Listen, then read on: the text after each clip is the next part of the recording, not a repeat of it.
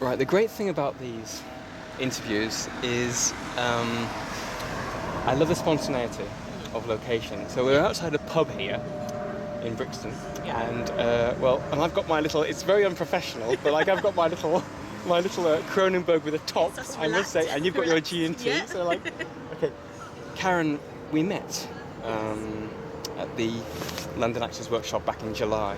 A bit earlier than that, wasn't it? About May June time. Yeah. You were in the summer course. What did you think of the whole experience of that course? How was that all for you? For me, While I enjoy my beer.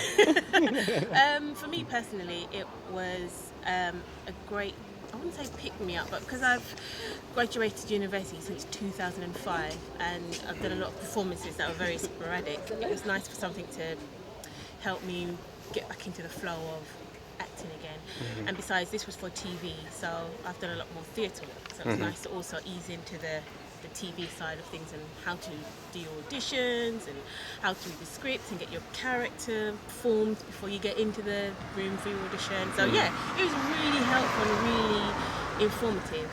What was the highlight for you of the whole course? If you can remember back that far. No, but there was Valerie, there was the combat and all that kind of stuff. Oh yeah, I love the combat stuff. The combat stuff was amazing. But I think my favourite was actually having the people. I think it was, what's his name again? He's from the BBC. He came in and did a couple of audition pieces with us. So it's actually the casting directors. Yeah, the casting directors. Yeah. So it was nice having the casting directors in, so you know what to look for, what it feels like, and what questions I ask you, whenever you do. So for me, that was a bit of practice. And the final result was a showcase, wasn't it? Yes, it was. And did you enjoy that? I did, yeah. I did. We was at the Camden People's Theatre, which was absolutely tiny but intimate at the same time. It was really, really good. It was excellent. And I did a little bit of filming on there, but you hate watching it. I hate watching myself. I hate it. It's something that Judi Dench. Is it? Oh gosh, yeah. Apparently she hates watching herself. I don't know what it is. A lot of actors don't. They don't like looking at themselves. It's strange because if I have to go to a screening, I don't know how I'm going to sit there and be like, oh. But it's, I don't know. Blindfold. At the time of the performance, I think, yeah, it's great. Do this, do that. It makes the character look good. Then watch it back and I think, oh my God, why did I do that? I just start cringing throughout the whole thing. I'm just like, switch it off. So I was there. I remember it. I don't need to watch it again. When did acting come into your life? Oh, when I watched The Goonies for the first time. I was in primary school, so that must have been about, I was age 10 at the time. Right. Okay. That was made in about mid 80s. Yeah. I'm Pretty an sure. 80s baby. Yeah. So, but I remember watching it for the first time in the early 90s. Right. I got you. It's a beautiful film, isn't it? It is absolutely amazing. Lovely. I think it's because I just wanted to do the whole adventure that they did. Yeah. At the time, I wanted to be a lawyer, I wanted to be a shopkeeper, then I wanted to be something else, and then after that I sat and watched The Goonies. I was like, actually, that is it. That is what I want to do. Also, as a child, I was very, very shy. You tell me off and I would cry for any and everything. So by the time I got to secondary school, I thought I might as well take the drama to give myself some confidence.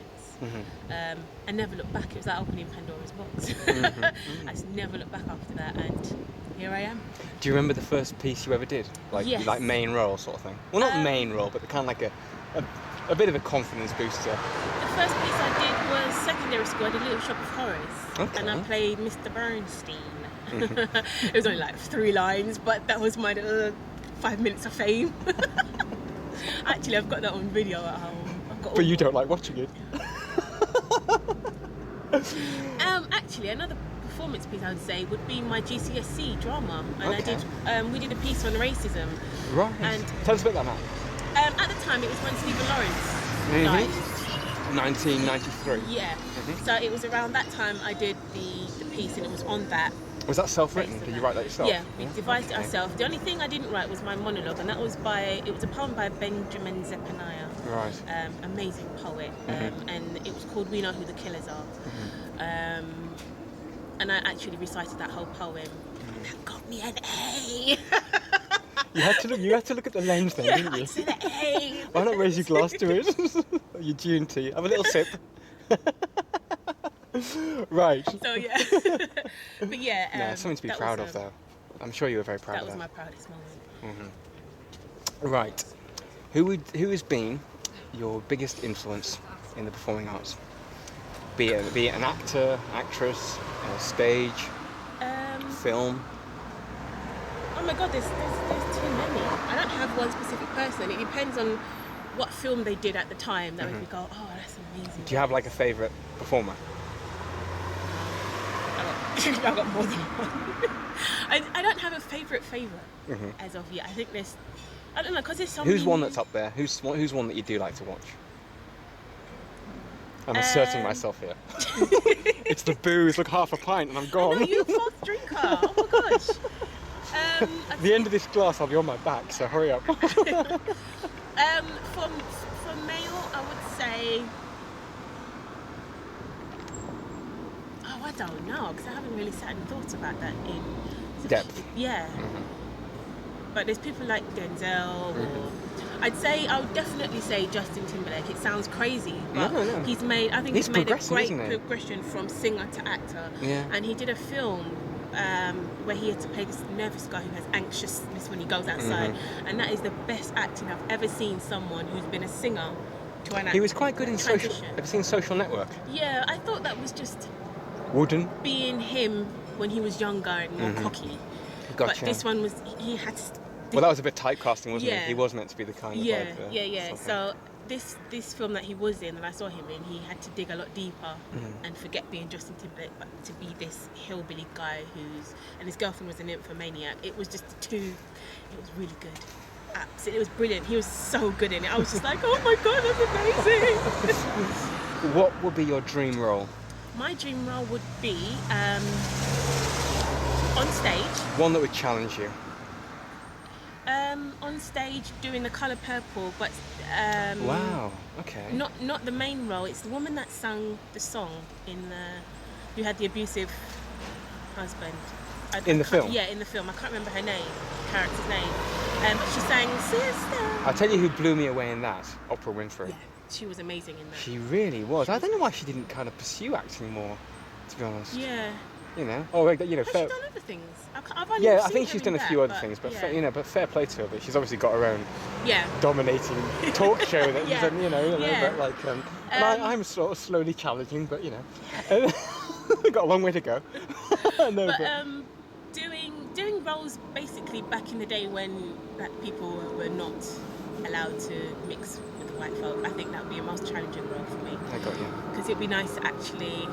I'm just walking around now, head in the clouds, la la la la la. Do you know what I mean? But the amount of fighting they did years ago, just so I could walk with my head in the clouds down the road. Do you know what I mean?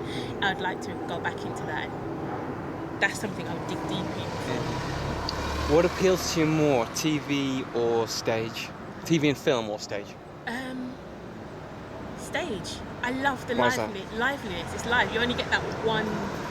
Each night you perform, it's different. Yeah. That's what I like about it, and it allows the audience to. So if someone screws up, you're screwed, and if someone like. but then the cover up is what makes it the best bit. It's like just cover over it, just cover over it. But improvise. Yeah, that is the best bit for me. And it allows the audience to use their imagination. TV shows you everything. Theatre allows you to use your imagination. And that's the best bit. It's just magical.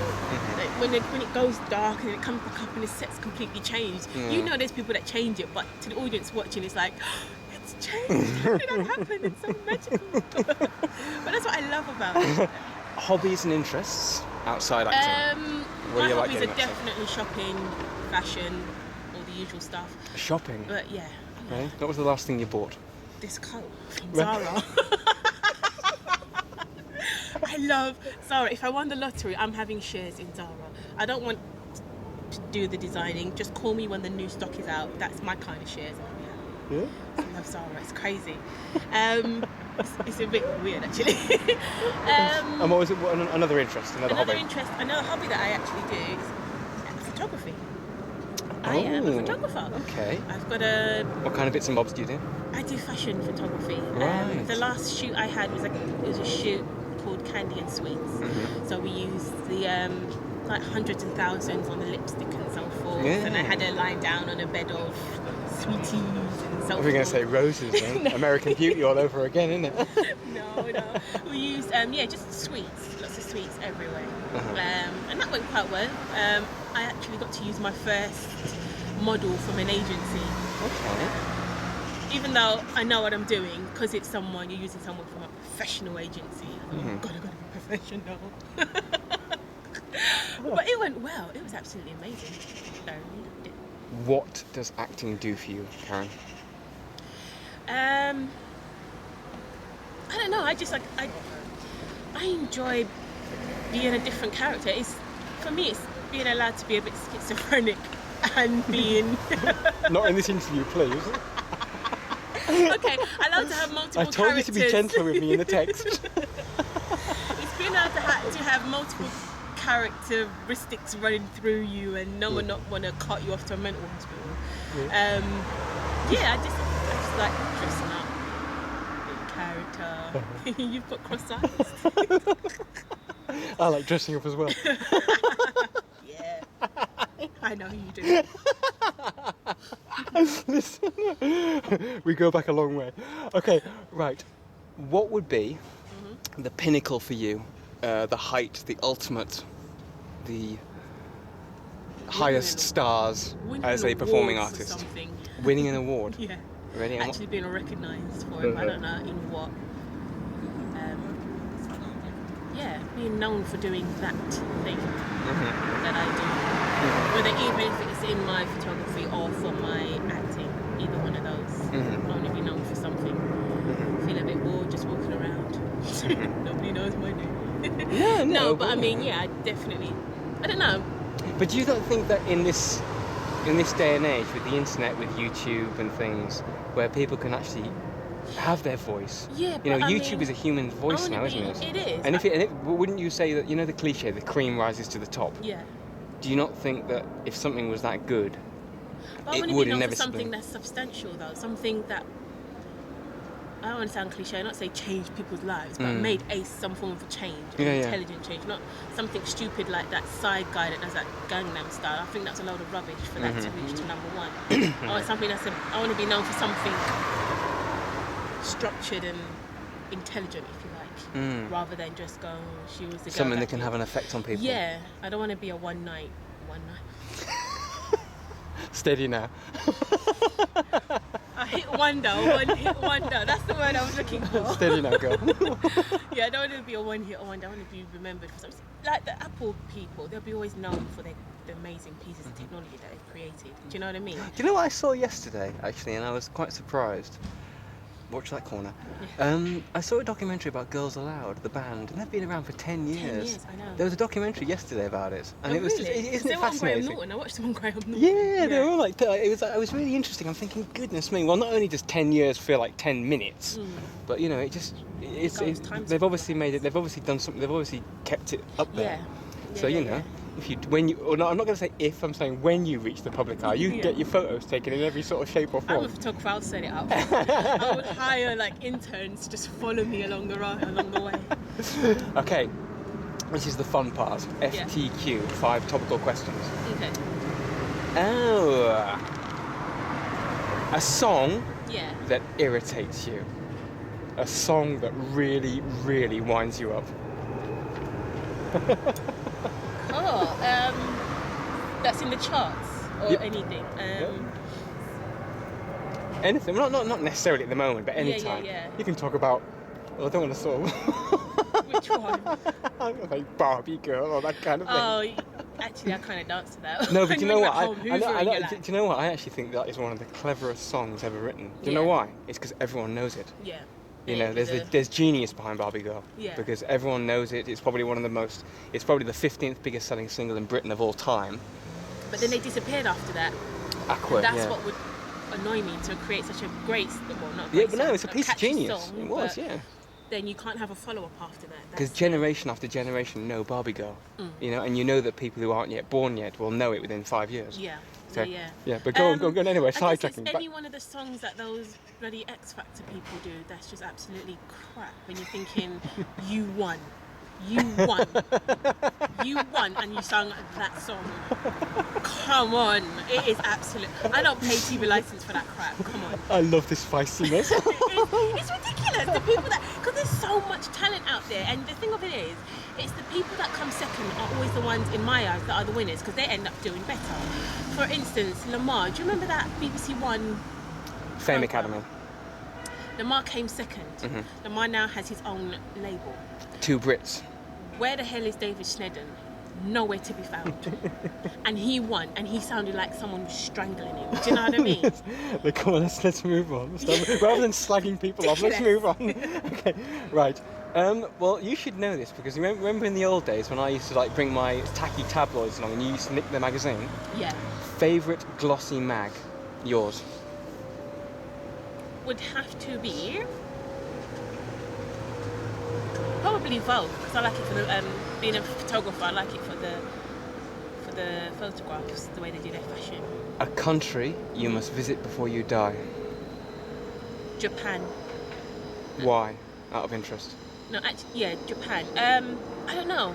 I just really want to go there and visit that place. I don't know. It's always been there, just to go. Okay. Would you do a bungee jump in your lifetime? Oh, I don't know. Oh, sorry. Oh, you know Fly, fly in my head. I don't know. Would I? No. Okay. I'm frightened the rope might pop, knowing my luck. I'm going to love this guy. You're going to love this one and I'm going to love this one. A definite... Yeah. Wait till the car goes by. A definite no-no in a man.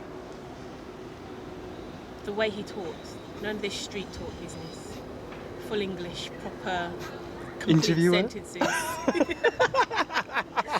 But no, I've been approached by so many guys who are like, you get me, man's them. Why are you talking to me in third person? It's you I'm talking to, not the third person, which is only you by yourself, but talk properly. I can't stand it. It absolutely drives me insane. You know what I mean? You were brought up in Britain, you were educated in Britain. So many people want to be educated in the UK, and they're taking it for granted and walking around going, man's them this and man's them for do one. Don't talk to me until you can talk proper English. I hate it. It drives me insane. Right, listen. Okay, yesterday I met I interviewed a lovely lady called Maria, and this morning I interviewed a lovely young chap called James. And today I am interviewing yourself, and I've given them on each occasion a little present. The reason why is because it's like the 17th, 18th yet now? I think it's the 17th of December. And seeing someone you know. Yeah. And yeah. And I'm fine. yeah. Go on, sorry. And basically, yeah. And just seeing someone that you know. This is the thing about being spontaneous. Yeah. Exactly. Okay. No, and I've given them a little present to open up on camera because it's Christmas. But I want to specify. I make sure that it's only for the people leading up to Christmas Day. It just no, just because you're getting interviewed in December ain't mean you're going to get a present. Okay, right. So if you did one for me in December, would you have done in January? Would you give me a birthday present? I have a birthday in January. Really? Yes, Well, yeah, we'll talk about that off camera. Okay, right. So if you just lift it up a little bit, just so we can see it a little bit, as the sun starts shining through, actually, and have a look. Go on, show us the camera. Go on, a bit more closer, Oh, what's we got? Girls' night in. Girls' night in. Oh, can I come? And it comes with a glass. No, you're not a girl. I don't care if you bought me the present, you're not a girl. Well, you said you were going to rewrap it. I know, but can I just look in it first? Of course, yeah. Of course you can do. And it comes with a glass. I like the Yeah, glass. show us the glass then. Hold on. I can get it open. Use it. Oh, careful now. It's very delicate, very fragile. And chocolates in it. Oh. Oh, look. I nicked this from the pub. And show us the bottle. And it's rosé. I love rosé as well. Oh, Thank you very lovely. much. No, you're welcome. Okay, Thank you. well, there you go. There's a little memory for you. And listen, you have a lovely Christmas day. I will do. And very prosperous, peaceful. It hasn't smashed. No, I just can't get it back in. Okay, listen. I got it. Yeah. Okay. All right, well, listen, thanks ever so much for being a great guest. Thank you. One or two interruptions during the interview, but that's just the spontaneity of the whole thing and the realism of it all, and that's the way it is. And listen, Karyn, may great roles come your way. Definitely. I will be remembering you for this. Really? Thank you very much. Remembering me? Yes. I always remember people. Whatever happens. The legs as well? Yeah. You take care. And you too. Thank Merry you. Christmas. Bye.